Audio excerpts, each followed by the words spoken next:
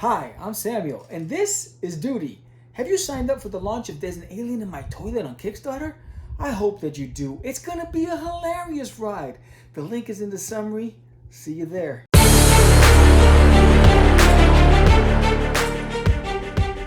Welcome to the Craze in 10 or less. This is a show where I give it to you in 10 minutes or under, and if I don't,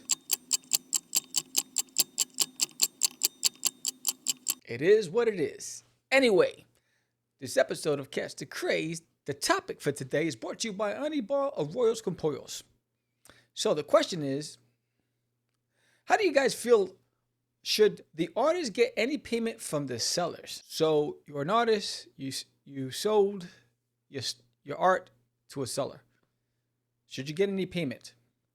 That's the topic of the day. I'm Sam the Crazy Man Vera. Stop acting up. Let's get it.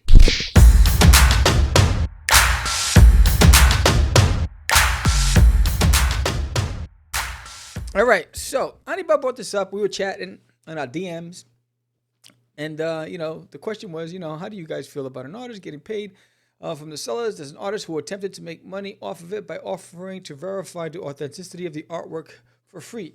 LOL. I think it was on a Batman cover, according to something I saw in the post. It's a great question. I have a simple answer. No, this is not an NFT. So, if you're an artist, you're at a con, you're selling your original art.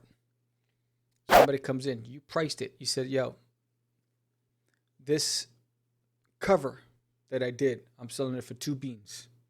2 beans, like Jack and the Beanstalk, 2 magic beans. That means $200. $200, all right? You're selling it for $200.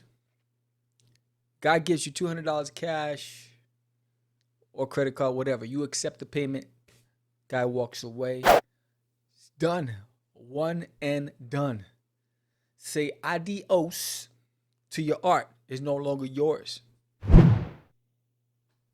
You illustrated it, but now someone owns it. So if that person decides to then wait and then go and flip it, and they make a G out of it, that's a profit of $800 because they found somebody else. You don't get a percentage of that money, sonny. It's as simple as that. So anyone who think, oh, you know what, call me, I'll verify if I was the artist. No, you'll get credit if the seller should always honor the fact who they bought it. They always want to reference the source, right? Because if I'm a buyer, I want to know who actually did this. Because I'm going to buy this piece from the seller, but I'm probably, if I really like your work, I'm going to reach out directly to the artist and say, hey, I bought this. Do you have any more? Now, you benefit from that sale. Hear me out. All right. Come here. Let's talk for a second. You benefit from that sale. Why do you ask? I'll tell you why. Because your value just went up. Because he found a buyer for a G. That means you can raise your rates. You get it? It's the market will dictate your value.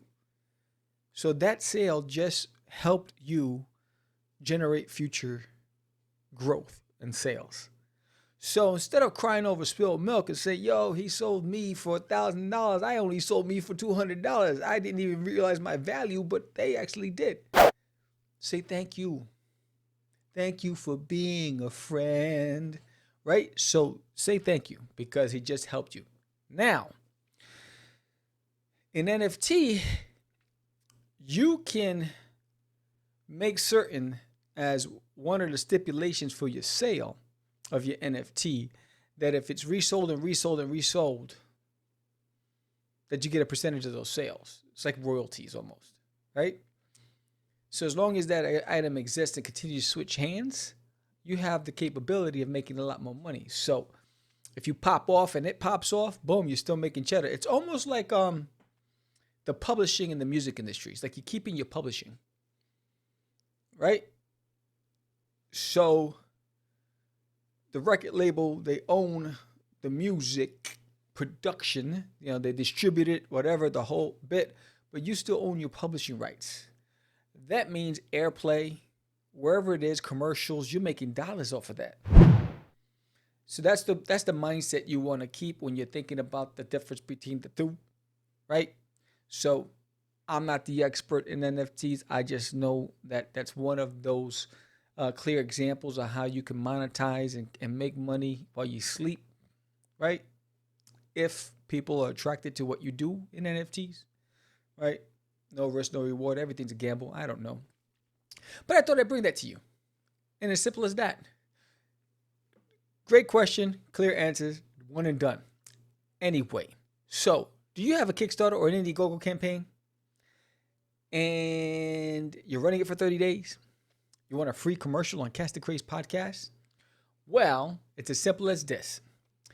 You post the thumbnail and the link to There's an Alien in My Toilet launch page for Kickstarter on your Kickstarter landing page and on your updates. So you should recommend it when you're updating your campaign followers on the bottom after you did your speech. Hey, this page is done, whatever. We just, unlock this, whatever. At the bottom, other campaigns I recommend. You have that thumbnail and the link, drive traffic to There's an Alien in My Toilet.